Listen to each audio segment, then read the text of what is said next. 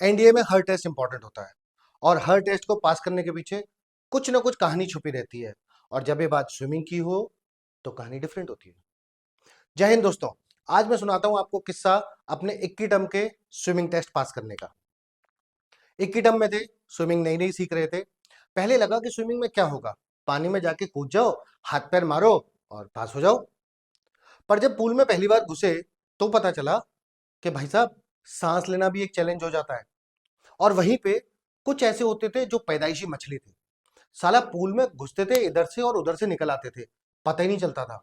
और कुछ मेरे जैसे थे जो बेचारे सीख रहे थे, सांस रोक रोक के स्विमिंग टेस्ट पास हो रहे थे। वहां तक भी ठीक था, लेकिन कुछ जो उसके बाद भी पास नहीं हो पाते थे। स्विमिंग के दौरान ब्रीदिंग एक बड़ा इंपॉर्टेंट रोल प्ले करती है और हर कोई एकदम से नहीं सीख पाता। ऐसे ही कुछ मेरे दोस्तों के साथ हो रहा था। अब जब वो टेस्ट पास नहीं होते तो स्कॉन के सीनियर से एक जिम्मेदारी उठाते हैं कि इनको कैसे भी एक्स्ट्रा ट्रेनिंग करा के, कुछ भी करा के इनको पास कराना है। तो वहां से शुरू होता है afternoon swimming sessions.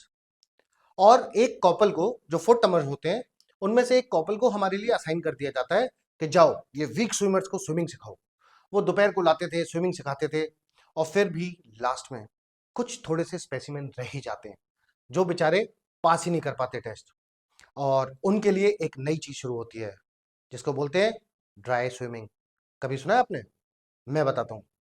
Dry swimming में क्या होता है, सारे जो स्पेसिमेन हमारे बेचारे जो फेल हो गए और किसी भी तरीके से स्विमिंग टेस्ट नहीं पास कर पाए, उन सबको फर्स्ट फ्लोर कॉरिडोर में लाइन से खड़ा कर दिया जाता है। अपने अपने रूम से एक एक पैक टेबल और एक एक बकेट लेकर कॉरिडोर में आते हैं। उनको बोला जाता है go fill your bucket with water till the brim. वो ऊपर तक पानी भर के बकेट को सामने रखते हैं, उसके पीछे रखते हैं पैक टेबल। और फिर उनका काम होता है पैक टेबल पे ऑन योर स्टमक, अपने पेट के बल लेट जाना, बाल्टी में मुंह डालना और फ्री स्टाइल स्विमिंग के हाथ चलाना।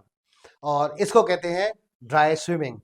और उसके बाद पता चलता है कि आप बाल्टी में भी डूब सकते हो अगर आपको ब्रीदिंग नहीं आती।